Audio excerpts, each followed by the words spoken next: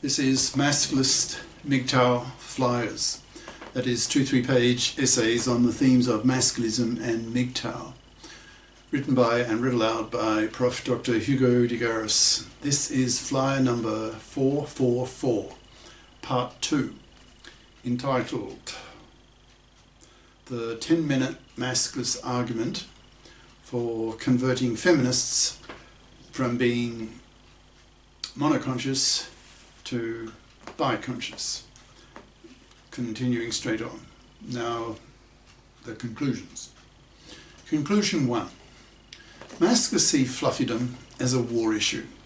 Manslaving billions of men across the planet, working for fluffy wives and girlfriends, depriving men from what they could have done with their lives if they weren't manslaves to fluffy parasitic women who do not fip up, that is, who do not bother to become fips.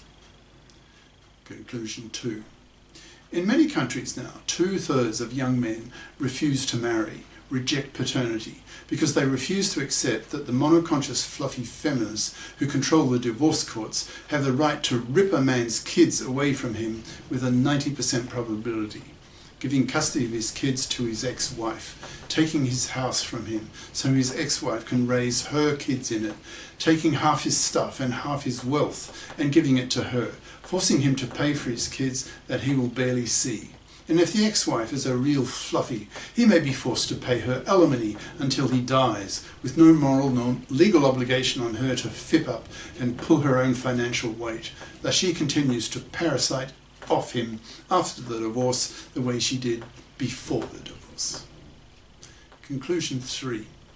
Damascus, fluffy parasites and fluffy feminist hypocrites, in brackets, who want equal rights with men in the parliaments but reject equal obligations with men to share equally the burden of earning the living by not bothering to fip up and get a career competent education at high school and college, close brackets, are vermin, because they are seen by masculists as manslavers and hence the enemy to be hated. Conclusion 4. Masculists argue that, quote, no culture that crucifies and destroys the lives of a quarter of its fathers can remain intact.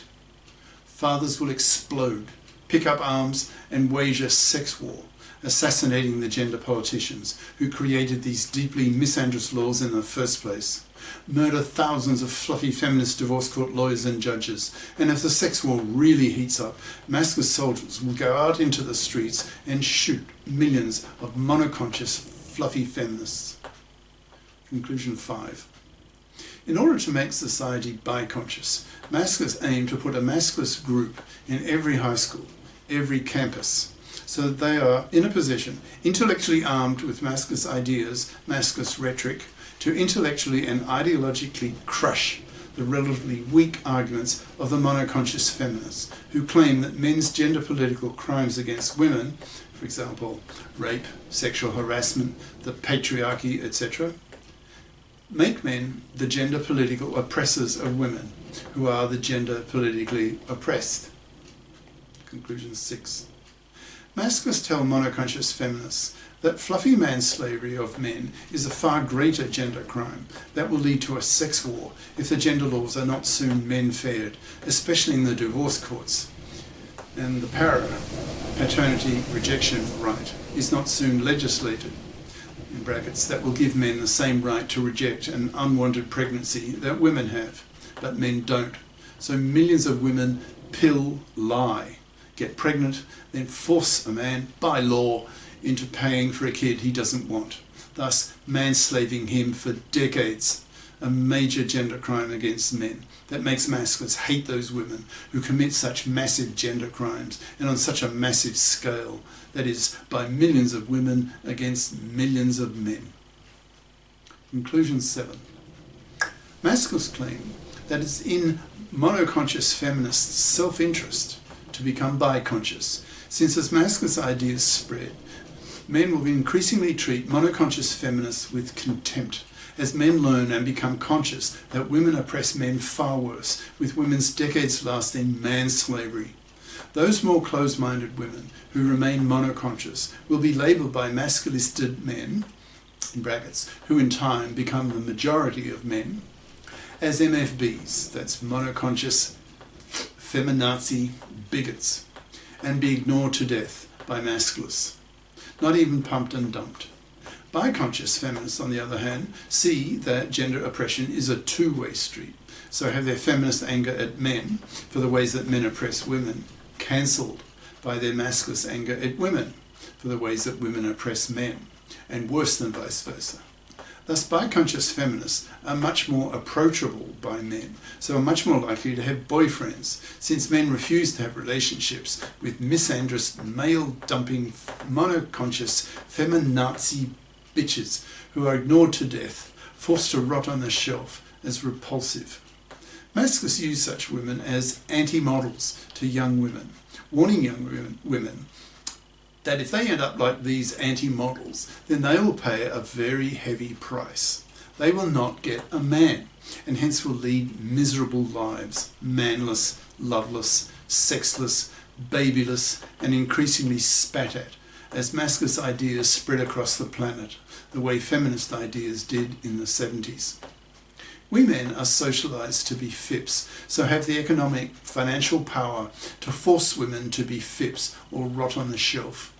A fluffy can only be a fluffy if she can get her financial claws into some gullible manslave, but the masculists and MGTOWs are causing the supply of such manslavable men to dry up by preaching to men of the toxicities of the fluffy feminist-controlled divorce courts and warning them not to marry, not to have kids, to prefer being MGTOWs, spending their money on themselves, and not facing the horrors of the deeply misandrous divorce courts who see men merely as cash machines to pay for women to have babies, an attitude that makes masculists hate the fluffy feminist hypocrites who control these divorce courts.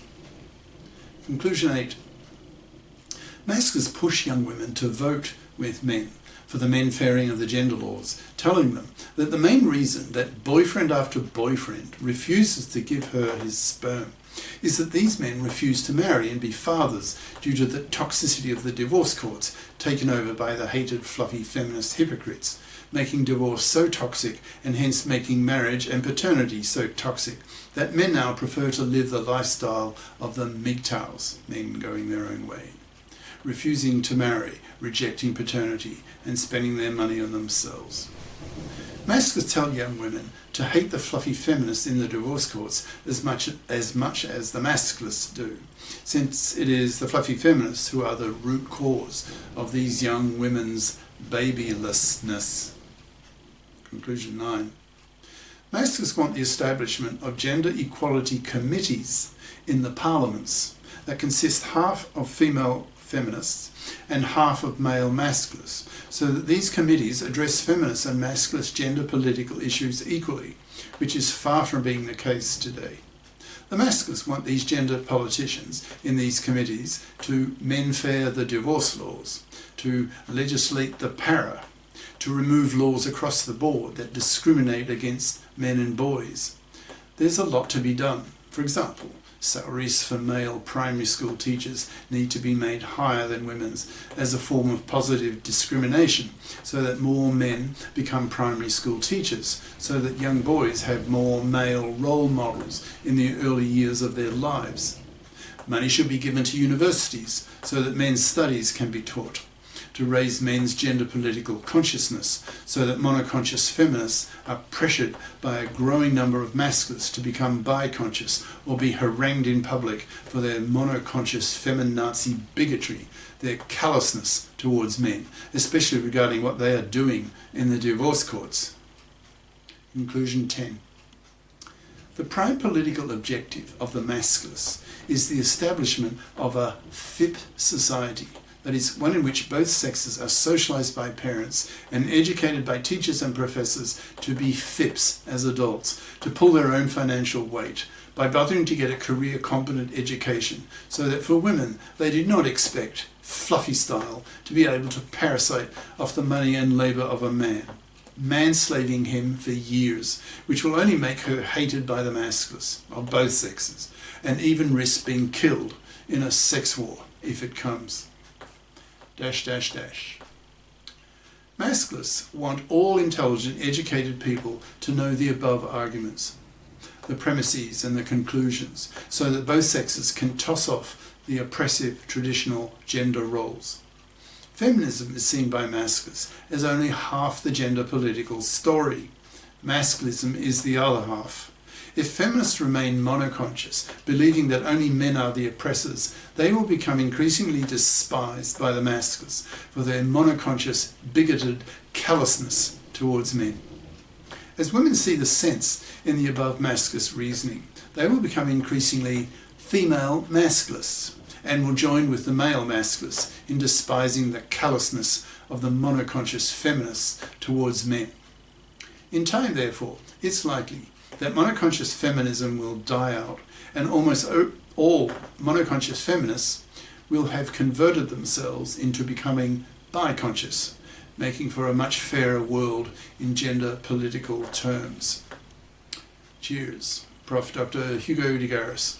Email profhugodegaris@yahoo.com. Website profhugodegaris.wordpress.com.